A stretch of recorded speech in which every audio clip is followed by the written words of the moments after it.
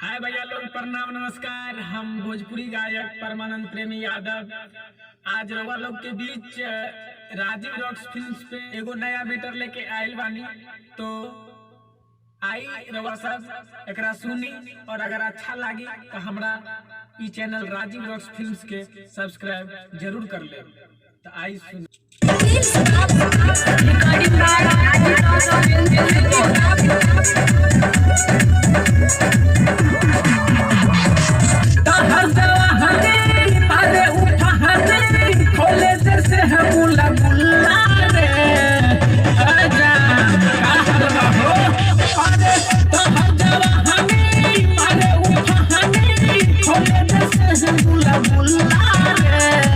रस से लथपथ टहरे ताहर चोलिया के रसगुल्ला रे छोड़ी। रस से लथपथ टहरे ताहर चोलिया के रसगुल्ला रे।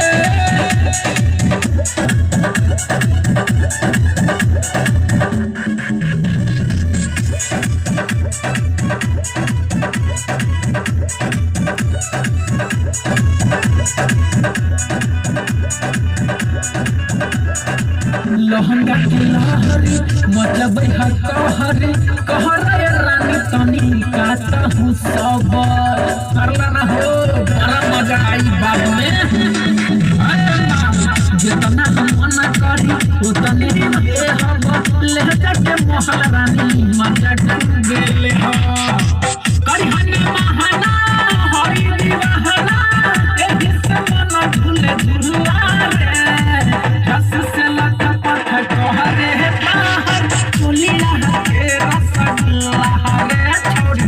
रस से लथपथ कहरे ताहर चोलिया के रसगुल्ला रे।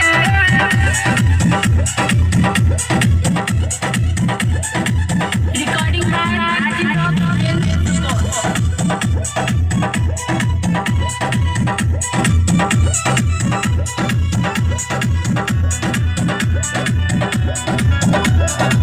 कहरा नसकारानी बुझा हमरा बात के होई न कोनो असर कोई हमरा अनहाती के।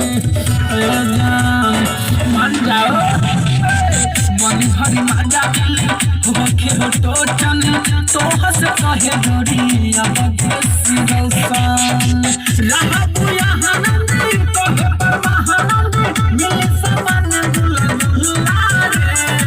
रस से लथपथ